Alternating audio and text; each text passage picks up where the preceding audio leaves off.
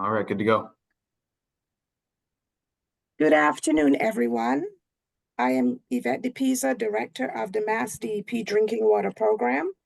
Thank you for attending today's briefing on the new EPA PFAS regulations. This training is being recorded. Today, we will go over EPA's timeline and the MassDEP timeline for implementing the federal regulations, MassDEP's timeline for evaluating the science, holding public hearings, and issuing state regulations. We'll cover how EPA MCLs differ from MassDEP current PFAS6 MCL.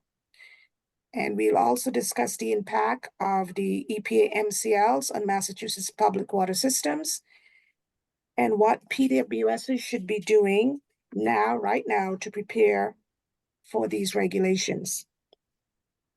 Please place all questions in the chat box. We will answer them at the ending of the briefing. All questions, including any questions that we have not answered today, will be shared within 10 business days on our webpage. You will be hearing from the following presenters today. Damon Gutterman. Damon is a senior analyst in his 30th year working in MassDEP's Drinking Water Program in the Boston office. Damon currently supervises the Safe Drinking Water Act section of the Drinking Water Program. He's responsible for oversight of the water quality, treatment, and right to know rules in the Massachusetts drinking water regulations. Over the course of his time with MassDEP, he has participated in the introduction of both stages of the disinfection and disinfectants byproduct rules, 3 revisions of the surface water treatment rules, the filter backwash recycling rules, the groundwater rule, the radionuclide rules, public notification, consumer confidence, arsenic, 4 revisions of the lead and copper rule, revised total coliform on regulated contaminants, and the list goes on. He's been in charge of the Safe Drinking Water Act regulations for some time. He's received his bachelor's degree in chemistry from Bowdoin College and his master's degree in organic chemistry from Harvard University. Margaret Finn will be our other presenter. Margaret is an environmental engineer in the MassDEP Drinking Water Program, and she covers issues on emerging contaminants in drinking water and assessing the infrastructure needs of public water suppliers. Margaret holds a professional engineering license and has a bachelor's degree in civil engineering from MIT. Also in our audience today, we have our MassDEP Director of the Office of Research and Standards, Dr. Mark C. Smith. And I know that Jen Peterson is also here from Mass Waterworks. So welcome, everyone, and thank you. And we will get right into the presentation. Turning it over to Damon Gutterman. Great, thank you. And you should be seeing my introduction slide, right? We're good to go? Okay. So good afternoon. We're going to be talking mostly about the federal regulations, but also, as Yvette said, we're going to cover how they differ from the Massachusetts regulations and then what we're going to do to move towards the federal rules. As you may have known, and you should sort of seen already, the EPA has published new maximum contaminant levels in drinking water. Those new standards cover community and non-transient, non-community public water supplies. They were finally published on April 26th, so you can get the fully formatted version in the Federal Register. It includes 5 individual MCLs plus a hazard index MCL, and I'll explain those in more detail in subsequent slides. So here's the short version of it. The individual MCLs are the 5 in the top, so PFOA, PFAS, PFNA, PFHXS, and HFPODA, which is GenX. EPA always publishes a maximum contaminant level goal, which is unenforceable, but a level where it's not anticipated to see health effects. And for PFOA and PFAS, it's 0. For the other 3, it's 10 parts per trillion. Then they promulgate an MCL as close as feasible to that MCLG. And for PFOA and PFAS, it's 4.0. And for the other 3, it's 10. And I put an asterisk on that because you're going to hear some interesting things about their MCL for these 3. There is only one significant figure, which is going to make for some odd rounding situations when we talk about compliance in several years. But essentially only the 10 portion of the MCL for those is significant. And then in addition, they're regulating a mixture of 2 or more of 4 PFAS. And that includes PFNA, PFHXS, and HFPODA, which is GenX again. Those also have individual MCLs. And then they added PFBS to this mix. And I'll show you a slide in a later one that shows you how the calculations work for hazard indexes. But basically, you're looking at a contribution from all four of these to exceed a unitless MCL of 1. So what's EPA's timeline? So obviously the rule came out in April. Their traditional thing is to wait 3 years and then have any kind of obligations on public water systems. They are not doing that here. You do have an obligation in that 3-year window to do initial monitoring. Now, in a lot of the rest of the country, the only monitoring that's ever been done for PFAS in some states is for those systems subject to the unregulated contaminant monitoring rule. Since we regulated back in 2020, we anticipate that all public water systems subject to this rule should have data that will meet EPA's expectations.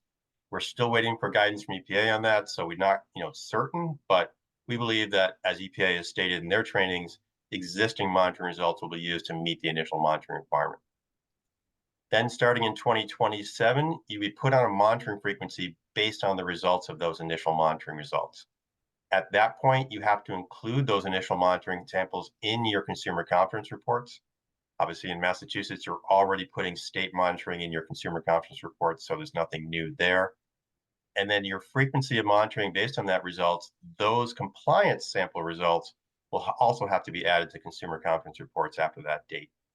In addition, if you fail to monitor after 2027, you will be required to issue public notification for that violation. And then in year 5, so 2029, you have to comply with these new MCLs. And then public notification will be required for any violations of those MCLs. So how do they compare? EPA's and ours. So we've called ours PFAS6. I'll use that term throughout this presentation and then just call EPA's their MCLs. If you recall, we have 6 compounds that are all set at 1 MCL of 20 parts per trillion or nanograms per liter. I've showed the 6 here. The highlights are that EPA regulated 6 compounds, but not the same 6 that we did. They have 2 PFAS that are not in our existing regulation, and that's HFPODA or GenX and PFBS. We also have 2 PFAS in our existing MCL that EPA chose not to regulate, PFHPA and PFDA. In addition, EPA has what they call practical quantitation levels. That's very similar to a minimum reporting level that we have in our regulation, and theirs are not as stringent as ours. So for 4 of the compounds, they allow for a less stringent measurement on the federal regulation compared to the existing MRL in our regulation. And you'll see that it varies a little bit, but it's mostly 3 or 4 for those 4 compounds versus our 2. In addition, EPA is proposing or is finalized a regulation to regulate based on their traditional running annual average. So that would take 4 quarters of data, average them together, and compare that to the MCL. As you know, we use 3 months of data or a quarterly average in our existing MCL. And this is the equation for EPA's hazard index. And I wanted to discuss the hazard index a little bit because some people are really concerned about what's this new concept. EPA has used hazard index in other regulations, but not in drinking water before. However, it's really kind of equivalent to what we use in PFAS6 and what EPA uses actually in the THM rule and the HAA5 rule.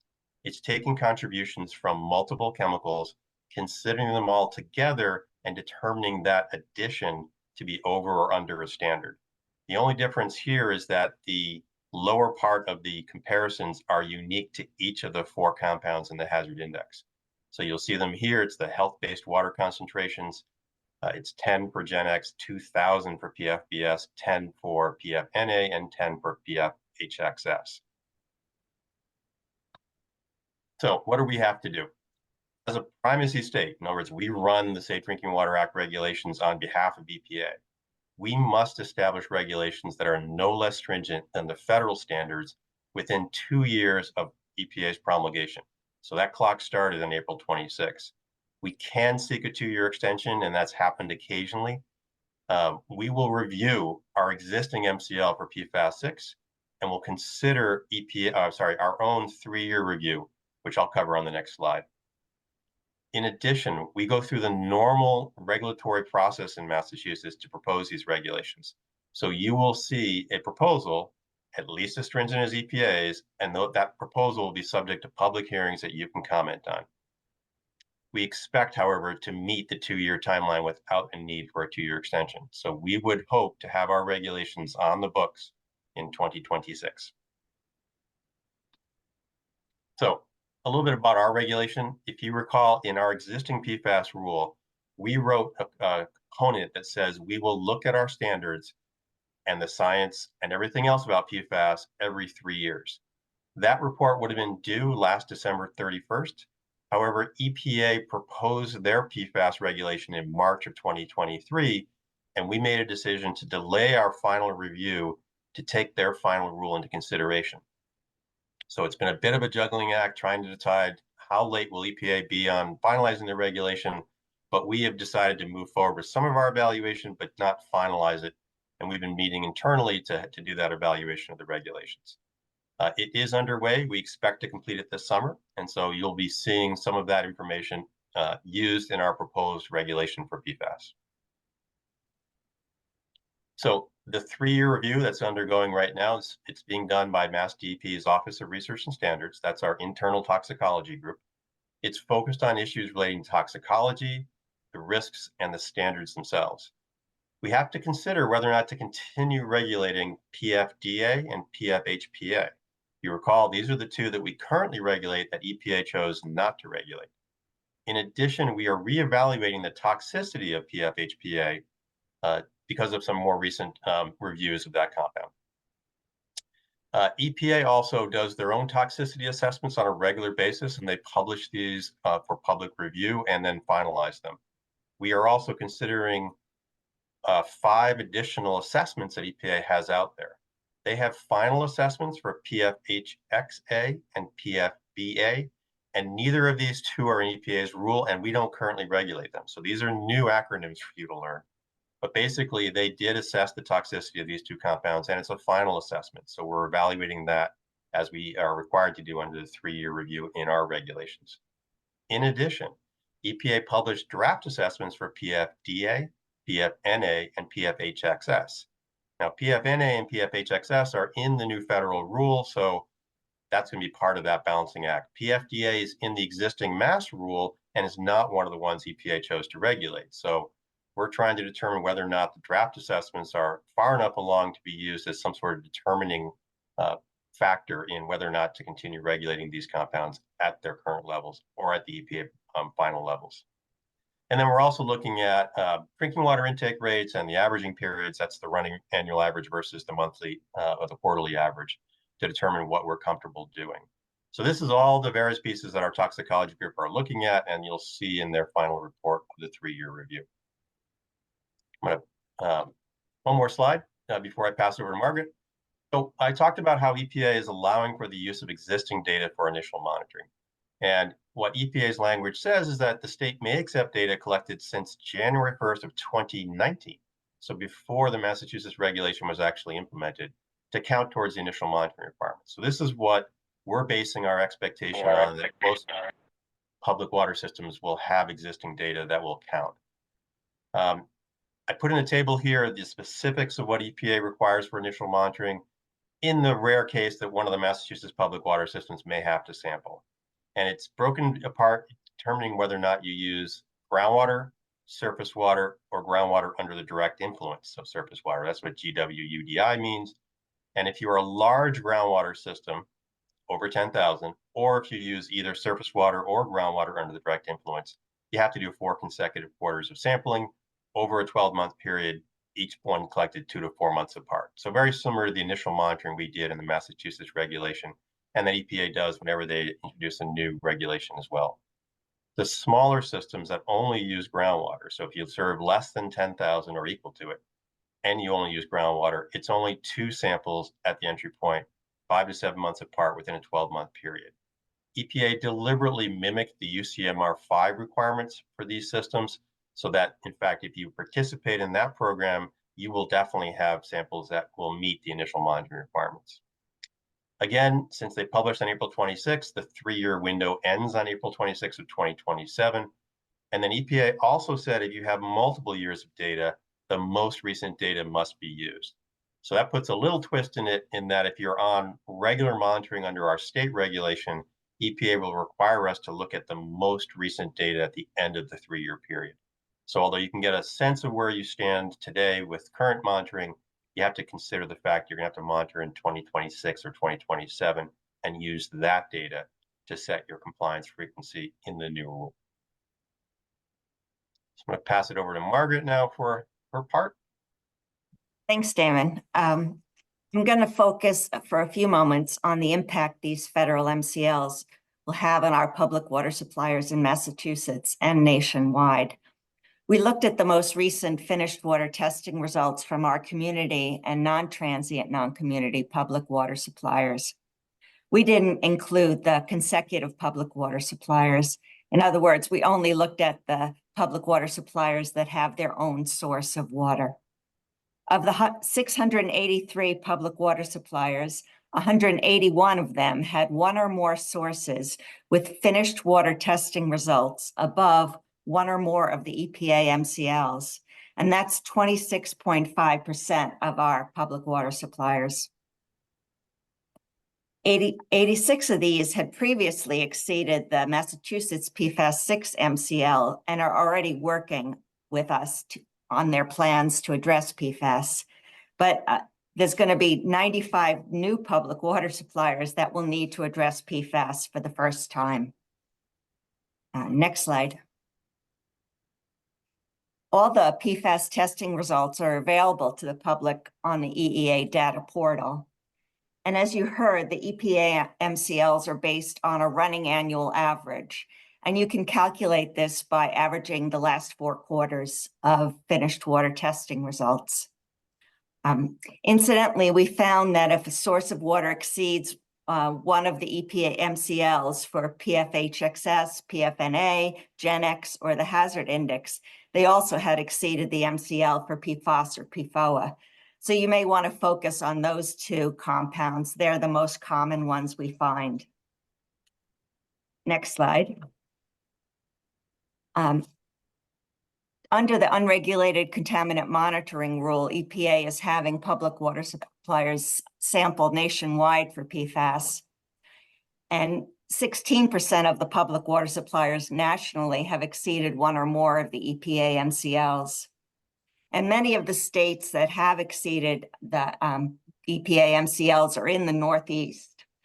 But there are quite a few states that have exceeded Massachusetts' percent of impacted public water suppliers, such as Connecticut, New Jersey, North Carolina, Rhode Island, Florida, and Maryland. And all the data from Massachusetts and all the states are available on the EPA Unregulated Contaminant Monitoring Rule website, and they have a data finder and a dashboard you can look at. Next slide.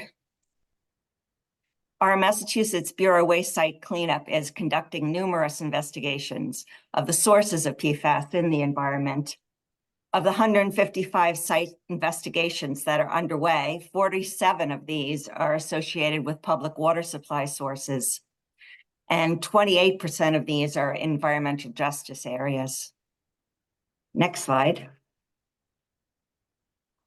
Where is the PFAS coming from? The investigations have determined that the #1 source of PFAS contamination is from the aqueous film-forming foam used for firefighting and at training areas and airports. There is also a significant number from other sources, such as manufacturing sites, landfill, industrial paper waste, composting, scrap and waste metal facilities, and fertilizer from biosolids. But still, there is 23% where we don't know where the PFAS came from. Next slide. And to see the documents associated with all these investigations, you also go to the EEA data portal, and there is a waste site cleanup file viewer. You can't search particularly for PFAS, but you can search by town and get the list of site investigations and their locations that are going on in that town. And then if you click on that investigation, you can get all the documents associated with that investigation. Well, now I'll turn it back to Damon. Thanks, Margaret. So you've heard a little bit about what the rule contains, what the federal rule contains. You've heard a little bit about timeline. So the question now is, what should you do? So as Margaret said, you need to focus on whether or not you think you already exceed EPA standards. Now, compliance is 5 years away, but what we're strongly encouraging you to do now is to plan. You should be looking at how you're going to comply with the Safe Drinking Water Act well in advance of the 2027 and 2029 compliance dates. And the reason we're saying that is because there's funding and technical assistance available now. And this is a real big part of the story because you've all heard about funding through the Partisan Infrastructure Law, and that only has a 5-year window. That window will end before the MCLs have to be met. So when you think about what you have to do, there's financial investments that we've made as a state and EPA has made to public water systems to meet these MCLs. The Drinking Water State Loan Revolving Loan Fund intended use plan for 2024 has 31 different construction projects. So these are systems coming in for money now to deal with PFAS, knowing what the future holds for them. The Clean Water Trust and MassDEP has already issued 31 loans totaling over $245 million, and they're offering 0% interest rates for construction projects to address PFAS in drinking water. In addition, MassDEP has issued project approval certificates and regulatory agreements for another $208 million in loans, totaling $453 million for PFAS projects. So obviously there's a lot of PFAS out there. We're trying to help you deal with it. The SRF is a good way to get funding to see that happen. And then in addition, EPA has another pot of money they sent to the states for emerging contaminants in small or disadvantaged communities.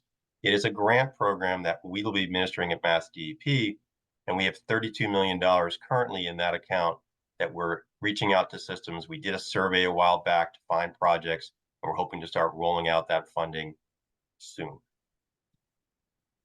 So in addition, the two funding sources, 0% interest loans under the SRF. There's additional principal forgiveness on loans for PFAS and disadvantaged communities. This solicitation is open right now for 2025. The deadline is this summer, July 26th. So if you haven't come into the SRF program already, you have PFAS. This is a good opportunity to get in there now and apply for 2025 funding. And then, as I said, the Emerging Contaminants in Smaller Disadvantaged Community Grant is just for systems that serve less than 10,000 customers, those communities that are disadvantaged under the Clean Water Trust definition. So the SRF program already has a definition of disadvantaged communities. You can go to their website and see if your community falls into that.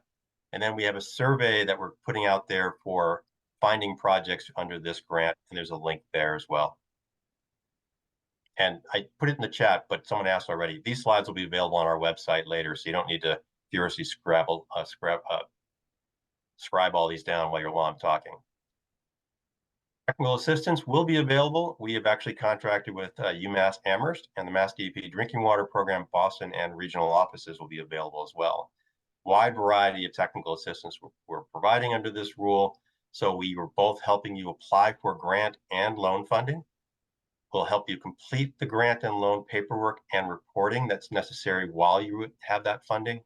And then we're helping planning for treatment and construction projects to address contamination, including permitting and hiring contractors. We'll help you review potential service connections to identify opportunities to connect small public water systems with elevated PFAS to another larger municipal PWS. This was an explicit part of the small community grant program, is to look for opportunities to connect to a larger system. Operator training and identification of treatment technologies will be available. We'll help you with compliance calculations. And then UMass has a mobile laboratory that can help with some testing.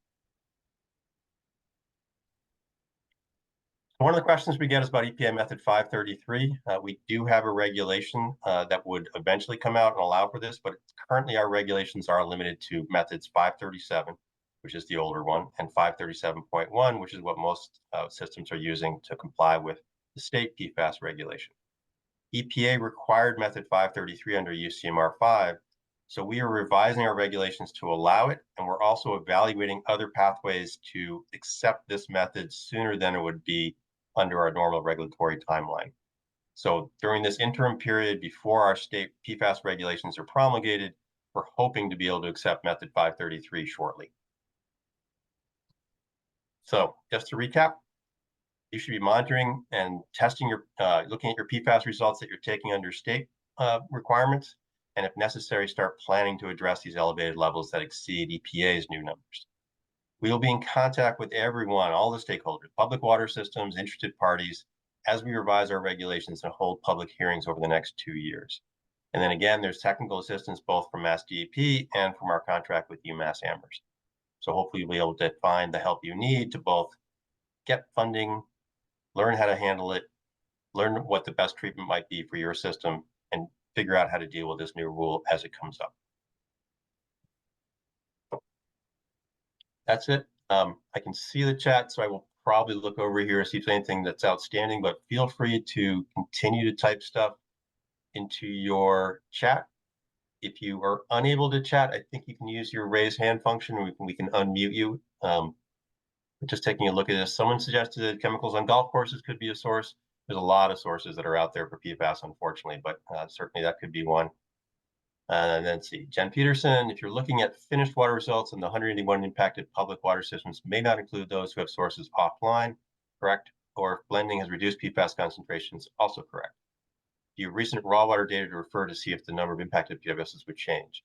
So our state regulations for the PFAS did require raw water sampling if you were blending sources at your entry point, but it wasn't a recurring requirement for all public water systems. So unless your regional office has required you to do ongoing raw water sampling, we probably don't have recent raw water data there.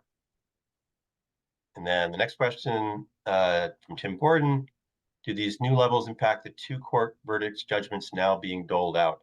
I can't say. We're not involved in understanding how that multi-district litigation is going or how the 3M settlement and the other manufacturer settlements would be affected here. If you are represented by counsel in those cases, I suggest you talk to your attorneys. Philip Gott asked, will there be any assistance available for private homeowner wells impacted by PFAS contamination? So EPA did allow for certain circumstances support for private homeowner wells. Initially, it was simply to offer the possibility of hooking up to an existing public water system or to take a large number of private homeowner wells and create a public water system. But there's been some changes in the current federal fiscal year to offer some additional assistance, and we're looking at those legislative changes in this year. Congress is also looking at making those legislative changes permanent for the last 2 years of bill funding, so there may be additional funds available. But sort of stay tuned on that one is what I would say. Let's see, Courtney Allen. Will DEP continue to use the MRLs that are currently used for calculations, or will they move to the higher MRLs listed by EPA? That's one of the things we're evaluating with our 3-year review. So that'll be decided shortly. Greg Gelbert said, will estimated values or J values be used in the EPA formula? So in the federal regulation that's published, no. And we don't use them currently in the PFAS6 calculation. Although we require them to be reported, we don't include them in MCL calculations, and EPA didn't either. The EPA regulations say something along the lines of, if your result is below the practical quantitation limit, you use the value of 0 for the calculations. So you can find that in the federal regulation. And then Eric Kelly asked, as part of DEP's regulatory review, will the guidelines for public water systems, specifically Chapter 5 treatment, be updated? Yes, they are underway. Edits are being looked at now specifically for PFAS. Okay, sorry, they're popping in now. Let me get the next question. You mentioned, let's see, this is from Ben Rollins. You mentioned that MassDEP expects to meet the 2-year turnaround to set Mass MCLs, and then there will be a public comment period. What does this mean for the actual date that Mass PWSs will need to be in compliance with new Mass MCLs? So when we promulgate a new regulation, we actually do also have the opportunity of promulgating when the compliance date would be. So what we'll probably see is a date in the proposal from Massachusetts that is no later than EPA's date. Since we already have an existing MCL in Massachusetts, we may just transition to theirs. That's one option. We may implement theirs sooner because we already had a lot of compliance, but EPA felt it was necessary to push out their MCL compliance date by 2 additional years because of concerns with supply chain issues and other issues that are slowing down construction and treatment. So expect to see that and be able to comment on that in our proposed regulation. Then Jen asked another question. Can Mark Smith comment on what the process is for ORS to review the science and what opportunity the public will have to participate in that process? And Mark is online. Let's see if I can get him unmuted. Yeah, hi, Jen. We are looking at the most recent scientific information available, in particular the draft toxicity assessments that EPA has issued and is working to finalize. And we are also doing an in-depth analysis of the heptanoic acid PFAS compound that we are currently regulating, but that EPA did not include in the national standards. There will be, of course, opportunity for public input on the report, as it is going to be a part or a consideration in the updated regulations here in Massachusetts. So as part of that whole public process, there will be opportunities for comment. Thanks. Thanks, Mark. Let's see, John Shea, thank you for being out in front. I'm glad there's money. That's good. And then Steve Rohde said J value does impact the monitoring frequency via the EPA trigger levels. Yes. So the question I answered before was, are J values part of the EPA formula, which I read as MCL calculations? And there's a difference there. So EPA still has what they call a trigger level in the rule, and that establishes your monitoring frequency. And it is below their practical quantitation limits for several of these compounds. So yes, J values will affect that, but not the MCL compliance. Other questions? So here we go. Jen, the federal public notice language is quite a bit different than MassDEP's. Is DEP considering how to message this to the public? What about the public education requirement? Will that go away? So I'll start with the PN. As you know, EPA has published now a public notice template, or well, the language in the rule, actually, I guess. So whenever we look at a new federal rule that we have to adopt, yes, we would look at the federal language and decide, whether or not we adopt their language explicitly or we tweak it if they've allowed us to tweak it. So how to consider messaging that to the public, always a conversation that we have to have with public notice. It's very tricky to figure out the right language to communicate the risks. And we do that in conjunction with our Office of Research and Standards. And then the public education requirement. So in our existing regulations, if you're unfamiliar with this piece, we put in an early notice requirement, which is public education. Whether or not it goes away will be something that we will be evaluating as we rewrite our regulations. Initially, it was really to think about exposures that might occur in the first month before an MCL violation would occur in the third month, and the necessary kind of customer decisions that pregnant women may want to make and other sensitive individuals, knowing that the elevated levels were there in month 1. So it will be considered as we rewrite our regulations.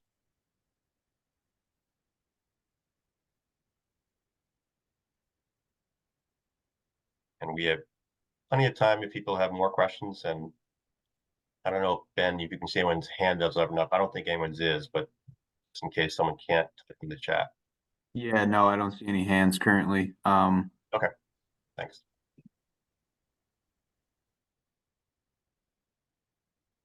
Okay, well, that's all the questions in the chat. Again, feel free to email us. One just came in, I'll answer in a second. You can email the program director-DWP at mass.gov. That's our standard drinking water program questions. And we will include these kind of Q&A in our FAQs for this rule. The last question from Jason Ham is, will the hazard index need to be included in the upcoming CCR? No. So upcoming meaning 2024, nothing comes in the CCR yet. So EPA laid out a timeline that said basically compliance with the MCL doesn't start until 2029. So that would be the CCR that you would have to include violations of the hazard index.